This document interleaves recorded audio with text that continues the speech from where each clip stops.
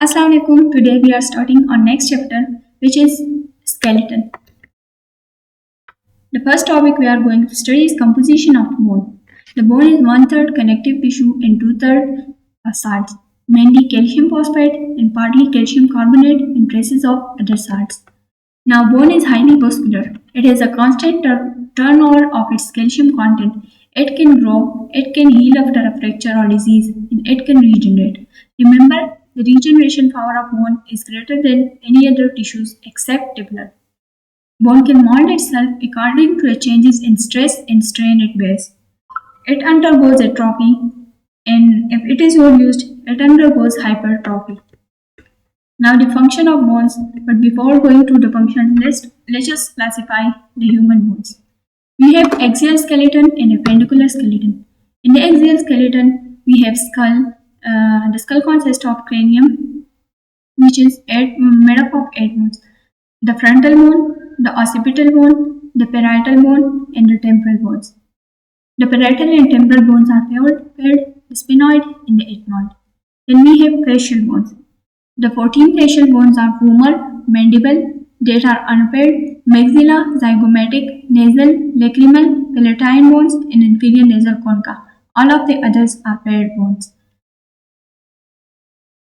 Then we have the hyoid bone, 3 aerosicles on each side, the malleus, incus, and stapes. Then the vertebral column, the thorax, sternum, and ribs. Then the appendicular skeleton have pectoral girder, which contain clavicle on each side and scapula on each side. Then we have upper limb that has humerus, ulna, radius, carpals, which are 16 in number, metacarpals, and phalanges. Then we have pelvic girdle, in which the hip bone is present, and half of the bone is considered as hip bone. While when we study in anatomy, osteology, we study it as 3 separate bones.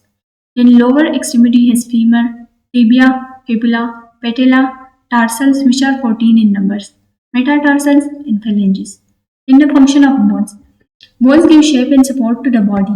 It provides surface for attachment of muscle, tendon, ligaments, etc. It serves as lever for muscular actions. It has large paranasal sinuses which affect the timbre of voice. Timbre of voice means the uniqueness of each person's voice. Protect the brain and spinal cord as well as thoracic viscera. It stores 97% of calcium of the body. And the bone marrow cells contain reticular endothelial cells which are phagocytic in nature, and they take part in the immune response of the body. Bone marrow manufactures blood cells. This is a picture of human skeleton. You can pause the video and check out the bones. Then according to the shape, we have classified bone as long bones, which has a shaft known as diaphysis and 2 expanded ends which are epiphyses. The epiphyses are smooth and are articular, mean joint formation, take parts in joint formation. The shaft typically has 3 surfaces and 3 borders. In the central medullary cavity, a nutrient foramen is directed away from the growing end. Now, long bone are further classified as typical long bone, miniature long bone, which is only one epiphysis, and modified long bone, which has no medullary cavity. Then the short bones are of different shapes, such as cuboid, cuneiform, trapezoid, and scaphoid. They are basically the shapes of carpal bones. You don't need to remember it now. Flat bones. Flat bones resemble shallow plates and form the boundaries of certain body cavities, such as the skull bones. Then irregular bones, pneumatic bones. Pneumatic bones contain large spaces lined by epithelium. They make the skull light in weight and help in the resonance of voice. They act as air conditioning chambers for inspired air. Then sesamoid bones. Sesamoid bones are embedded in the tendons or joint capsules. They have no periosteum and ossify after birth. The surface contact are covered with hyaline cartilage and lubricated by a bursa or synovial membrane. Bursa is fluid-filled sac. The function of sesamoid bones are to resist pressure, minimize friction, alter direction of pull of muscle, and to maintain the local circulation.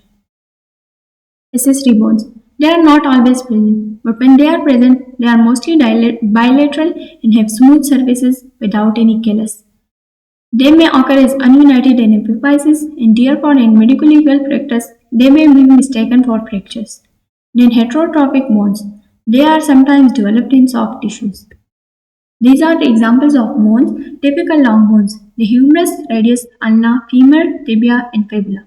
Miniature long bones, they are metacarpals, metatarsals, and phalanges. Modified long bones, this is clavicle. Then short bones, sorry. They are tarsals and carpal bones. Mnemonic for long and short bones is bone in the upper and lower limb.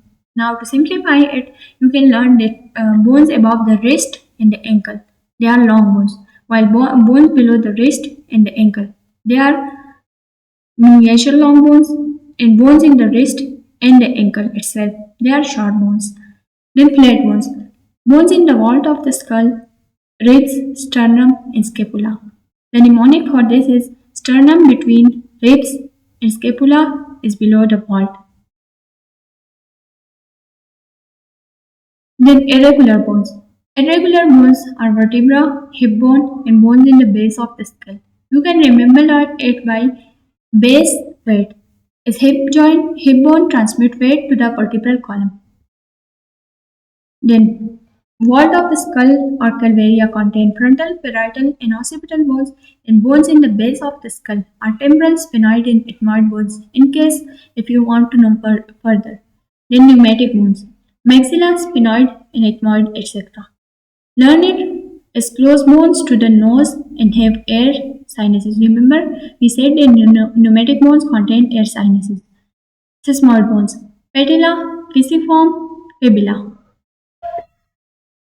The pisiform bone sits within the tendon of flexor carpi and nares muscle, while the fibula in the tendon of lateral head of the gastrocnemius muscle. Then we have accessory or supranumerary bones. This is os trigonium in the lateral tubercle of talus and os vesalineum in the tuberosity of fifth metatarsal bone. Then heterotropic bones, also known as horse rider bones, develop in the adductor muscles, also known as rider's bone. This is the os trigonium at the back of talus bone. Then we have developmental classification. Membranous bones, cartilaginous bones, membranocartilaginous bones, somatic bones, and visceral bones. Membranous bones is also known as intramembranous or mesenchymal classification and are derived from mesenchymal condensations. First, mesenchymal condensation of connective tissue of a mesenchyme is basically undifferentiated loose connective tissue. So first year condensation occurs and then it develops into a bone.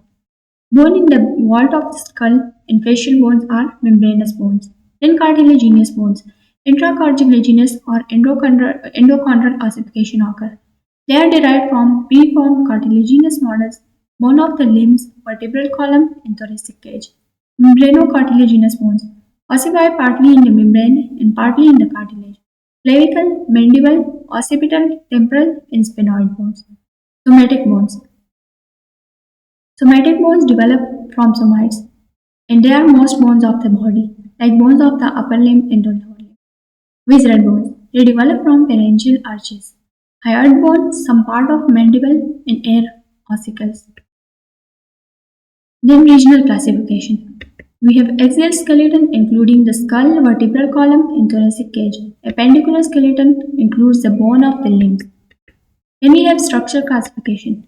Macroscopically, we have compact bone, which is dense in structure but is extremely porous. It has many pores. It is present in the cortex of the long bones. Then cancellous or spongy or trabecular bone. It is made up of meshwork of trabeculae. Trabeculae are basically arrangement of bony cells in the form of rods or plates, between which are marrow-containing spaces filled with bone marrow. The trabecular meshwork are of three types: meshwork of rods and plates, and meshwork of plates. Now we have Wolfman's law. The bone formation is directly proportional to the stress and strain. Now what is stress and strain? Stress is the force per unit area inside a material, and you can think of it as how much force is acting on a tiny piece of a bone. Example, the heel bones feel high stress when you jump and land because your body weight is concentrated on a small area. Then strain, the amount of deformation the material undergoes because of stress. There are two forces that act on a bone, tensile forces and compressive forces basically. Now, compressive forces is like when you stand, gravity pushes you downward, and the weight, the force applied by your weight on the bone is compressive force. Now, tensile force. When a muscle pulls a bone, the force applied by the muscle is tensile force. It stretches the bone, not physically, but we can say that it is a tensile force. Then, architecture of bone according to trajectory theory. The arrangement of bony trabeculae is governed by the lines of maximal internal stress in the bone. In the direction of stress, the trabeculae will be arranged in the direction of stress. Now, pressure lamellae. Now, what is lamellae? Lamellae are microscopic arrangement of bones, while trabeculae is the macroscopic arrangement. Pressure lamellae are arranged parallel to the line of weight transmission, while tensile lamellae are arranged at right angles to the pressure lamellae. The compact arrangement of pressure lamellae formed bony buttress for additional support like calcaneal femoral. Now, what is bony buttress? Buttress is basically a wall that stops the main wall from collapsing under pressure. So, for additional support, we have calcaneal femoral, that is a thickened zone in the femur bone, in the neck of femur. Now, architecture of a bone is modified by mechanical forces. The form of bone is primarily determined by heredity. Means that we can modify or we can strengthen our bone by daily exercise, but the length of our bone is determined by our genes. We cannot change the height of a person by exercising. These are the different lamellae. Compression lamellae from upper part of the head resist compression forces. Then compression lamellae resisting shear stress due to pull of muscles attached to the greater trochanter. Now what is shearing stresses? Shearing stresses are those stress that cause deformation by sliding or rotating. So it avoids rotation of the neck of the femur. Then we have calcaneal femur. It is shearing stresses between the neck and the shaft, the one we talked about previously. Intention lamellae form lower part of the head that resist bending forces in the neck. Then we have microscopically five types of bones. The lamellar bone, which is the most mature human bones, is composed of tiny plates of bones tissues called lamellae. Now remember we previously said that lamellae are microscopic structures. The cancellous bone has arrangement of lamellae in piles, while the compact bone has them arranged in concentric cylinders, which is known as Haversian system or secondary osteon. In woven bone, it is present in fetal bone, fracture repairs, and in cancer of bone. Then fibrous bone, it may be fetal bones but are common in reptiles and amphibia. Dentine and cement, they occur in teeth. Now, remember fetus can contain two types of bones, fibrous bone and woven bone. Lamellae, they are microscopic layers of bony tissue, while trabeculae, they are rods and plates made of lamellae that form the visible spongy bony framework. This is trabeculae, trabecular bone. This is cortical bone.